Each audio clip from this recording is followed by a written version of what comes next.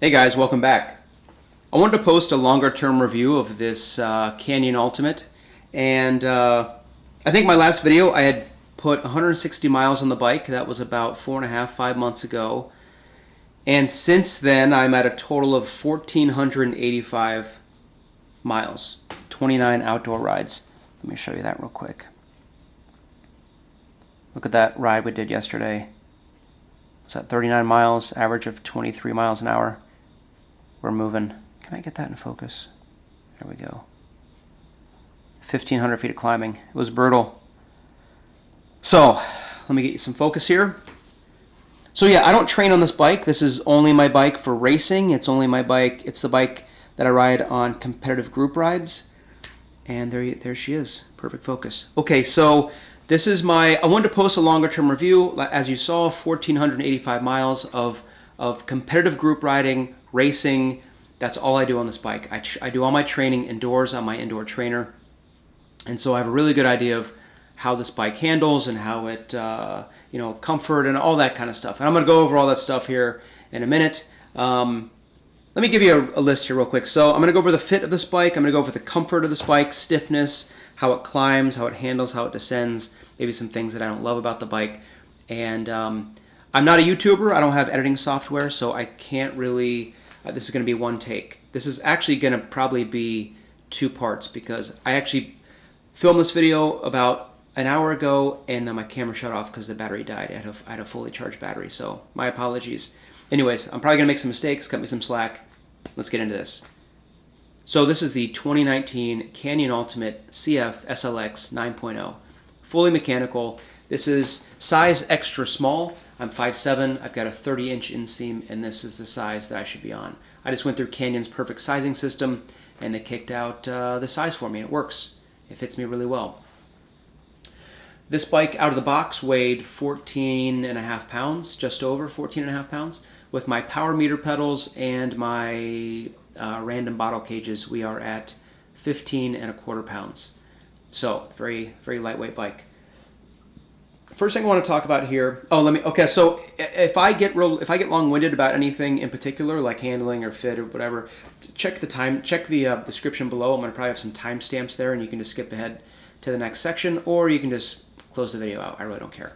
So anyway, let's talk about fit first. Now this is a race bike, and Canyon also makes the Aeroed, which is that's their Aero race bike. This is more of their all-arounder. That's my cat. Wolfie, you asshole. So, he's just going to stand there, isn't he? So, this is a race bike. It fits like a race bike. It sort of puts you in this sort of long, low aero position. And it's more aggressive. It's a more aggressive position than you might think you'd be in.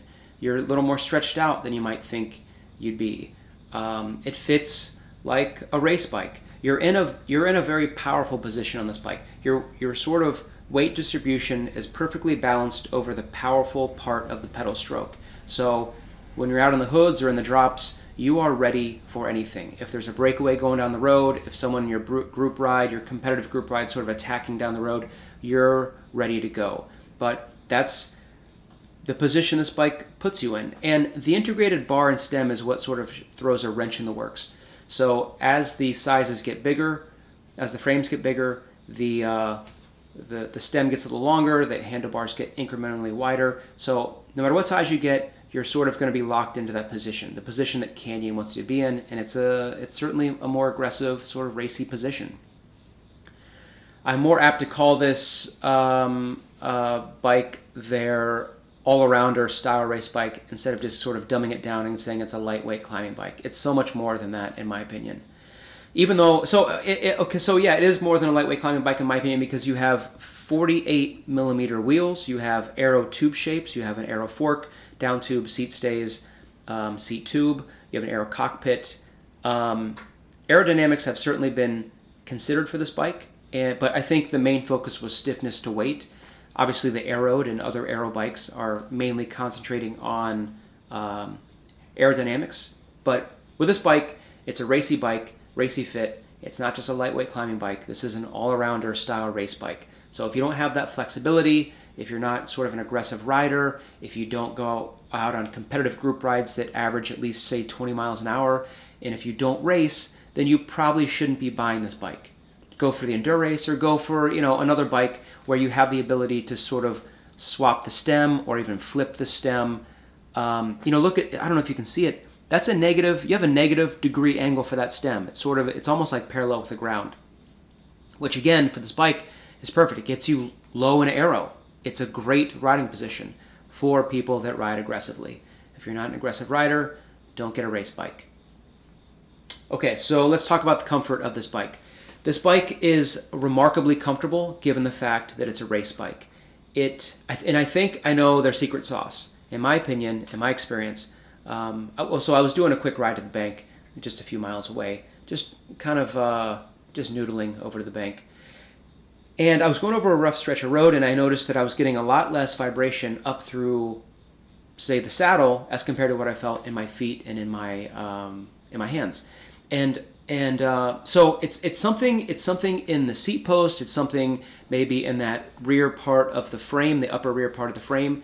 There's some compliance built in there. So one thing that I think helps is that, years ago they had, Canyon used to have a seat post clamp, and now they have a seat post bolt, and that bolt is located behind the rear brake. And that effectively lengthens the length of the seat post. So it maybe gives it a little bit more flex, ability to flex there. It may diffuse vibration a little bit better, but I think Canyon, I think their secret here to comfort is kind of that flexy seat post. What's it called? It's like the VCLS, vertically stiff, laterally compliant, laterally stiff. That's what it is. VCLS, vertically compliant, laterally stiff. So if you stand over the seat and you push down on the rear part of the seat, you can actually get that seat post to flex a few millimeters. I would imagine under like a jarring impact. And okay, so when you're pushing down, you got to push down hard to get that seat post to flex. It's not this bendy, flexy thing underneath you. But I would imagine under like a jarring impact, say you hit a pothole, that seat post could probably flex as much as a centimeter. It'll flex backwards. It sort of acts as like sort of the spring. You don't feel that underneath you, but what you do feel is sort of a detachment from the road to some extent. I mean, you feel what's going on in the road, but it's certainly dampened and deadened, and it's a very comfortable ride, in my opinion. I've done a few Century rides on this. As you saw, what was that, 29 rides and 1,400 to 1,500 miles. That averages out to like a little over 50 miles a ride. And that's what we do on our group rides. We average, we go from 50 to 70 miles. I have 2 Century rides or so. Several rides went to 70, 80 miles. I've done a lot of climbing on this bike. And this bike is remarkably comfortable given the fact that it's a race bike. Now, if you're not a racer, if you're not a competitive group rider, and you're just sort of an endurance kind of person, you might not be comfortable on this bike because I think at speed, it does a really good job of sort of coming together and sort of absorbing a lot of road vibrations and gets you in a position where you don't have a ton of weight on your hands, you don't have a ton of weight on your butt. You have a lot of the weight is going to the pedals, and so there's sort of this just I don't know being in that position, you're sort of you don't have a lot of weight on your contact points that they could be sensitive, your butt and your hands, your wrists. But if you're just sort of like noodling around and you have a lot of weight in your wrists and your butt and you're hitting bumps and stuff, the bike might have a tendency to beat you up. Again, if you're not a racer, if you're not an aggressive rider, don't buy a race bike. Don't buy a race bike and expect it to be super comfortable. But again, for a race bike, remarkably comfortable. Love it. I can Centuries on this bike and I'm good. So stiffness. Canyon, I believe, built this bike or designed this bike with the idea that they wanted a bike that had a very high stiffness to weight ratio, and I think they've absolutely accomplished that. The stiffness of this bike is remarkable. It is exceptional, and you sort of notice the amount of stiffness in this bike, the great amount of stiffness in the bike at either end of the power spectrum. So if this were your buddy's bike and he let you take it for a spin around the parking lot, you'd hop on it, your first couple pedal strokes, I don't want to exaggerate it and say you'd be blown away, but you'd be very surprised. There'd be this sensation that there's so much potential in this bike. If you're just sort of a few pedal strokes in a parking lot, it'd be similar to someone driving a Porsche through a school zone, right? You know, you'd feel the potential under the gas pedal, just like you'd feel the potential under these pedals around that parking lot, and you just want to rip it and be like, well, I bet this bike freaking hauls. So you really feel the stiffness at really slow speeds. You also feel the stiffness at the other end of the spectrum when you're hammering, you know, doing 28 miles an hour. Someone jumps off the front of the group and attacks, and then you stand up on the bike or whatever, you do a seated sprint, and you chase after them. Sprinting on this bike is, well, you know, sprinting on a road bike is a skill, but this bike launches you down the road. Again, it's important to be in an aero position. Aerodynamic drag is the biggest resistance factor there, right? When you're, you know, hauling down the road. But in terms of the stiffness of this bike, hammering on the pedals, I don't know, you just feel like the bike is just not absorbing, using all those watts and converting it to forward motion and not wasting a thing. It's amazing. I love the stiffness of this bike. It's also a lightweight bike, super responsive in that respect. So great combination. So stiff bike, you get it. How does it climb? Well, it's a lightweight bike and it's super stiff. So yeah, it climbs really well. That Century ride I kind of mentioned, or one of the Century rides, I think it was a total of 113 miles, 4,000 feet of climbing. The 4,000 feet of climbing came within a span of about 35 to 40 miles. So there were a number of climbs that were short and punchy. There were some longer climbs, and this bike excelled on all of them. Of course, it's light and it's super stiff. It's going to climb really well. Again, it's more than just a lightweight climbing bike, but it happens to climb really, really well. What else I want to say? I mean, okay, so on one of the longer climbs, I was in the seat. I'm more of an out of the saddle kind of climber, maybe just to give the muscles a rest, because I'm usually in the saddle like for the majority of the ride, unless I'm bridging a gap or something like that. But on those longer climbs where I was seated and I had my hands on the tops of the handlebars there, I felt like with every pedal stroke, the bike wanted to like lunge out from under me, you know, because it is so stiff. And of course, it came with the cassette 11 to 30 tooth. And when you're in that 30 tooth, I mean, you have there's a lot of mechanical advantage, I think, in that gear. I actually switched out the cassette. I'll mention that at the end of the video. So yeah, it climbs really well, light and stiff. Of course, it climbs well. How does it descend? The bike, to me, feels very slippery when you're descending. What I mean by that is, a lot of times when I'm descending in the groups that I'm riding with, or maybe I'm even on the front of the group, kind of tucked down, I feel like I pull away from the group if I'm on the front, or if I'm in the middle of the pack, I have to oftentimes slip out from the group to catch more wind to slow me down. Now, I don't know if that's my position on the bike, sort of long, low, and arrow. I don't know if that's the wheels or the frame. It could be a combination of everything. I'm not sure.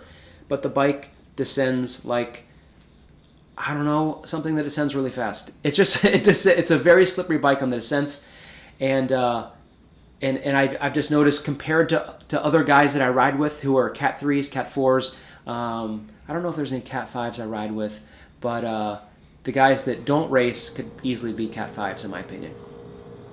These guys have nice bikes. They have great bike handling skills, but when we're descending, I feel like I have a bit of an advantage. Here's an example. One of the, that longer ride I was telling you about, excuse me, 113 miles. That is a hilly ride that I do every year. On my last bike, I think my top speed on that ride was like 41 miles an hour down one of the steep descents. And on this bike, I believe I hit like 45. So I hit 4 miles an hour faster on a descent with this bike compared to my last bike. Last bike, it's not exactly an apples-to-apples comparison, but it was still carbon, it's still a road bike frame, and this bike feels very slippery down the descents. How does it handle? The handling abilities of this bike are probably one of my favorite parts about this bike. It, underneath you, feels very stiff and rigid, but at the same time it feels very agile and nimble and lightweight and balanced. It's very responsive. It's not twitchy, but I would describe the handling characteristics of this bike. I would describe them as aggressive, I guess. It's ready for anything. It is extremely responsive. Again, not twitchy, just really responsive. I'm not. Again, I ride with some Cat 3s. I ride with some Cat 4s. I feel like they have better bike handling skills than I do, but a lot of times I find that I can take more aggressive lines through turns than they can. Maybe they're taking the smart line, and I'm just, I'm coming underneath. I don't know. Maybe I'm doing it wrong. But this bike has the ability to take really aggressive lines. There's a skill, right, to cornering well. You put weight on your outside foot. You kind of lean the bike. You kind of look in the direction you want to turn. Obviously, you want to make sure there's no gravel on the road. But you're doing these things. There's a skill to handling. But if you're a good bike handler, then this bike is exceptional. Exceptional handling ability in this bike. And when it comes to crits, I find myself I can go inside like nobody's business and cut make up places in the turns. Not dive bombing turns. I'm doing it respectfully, not putting anyone at risk. But yeah, it's a very stiff, rigid, agile bike. I love it. Next thing I want to talk about is actually let's talk about a few things that I don't love about this bike. There's exactly a few things. The integrated bar and stem up front took a minute to get used to. Actually took about 500 miles to get used to. I'm an out of the saddle kind of climber. Actually, you know what? I'm going to cut the video off here because I'm running out of time on my camera and this is running a little bit long. My apologies. Go to part 2. This is, yeah, my apologies. Go to part 2.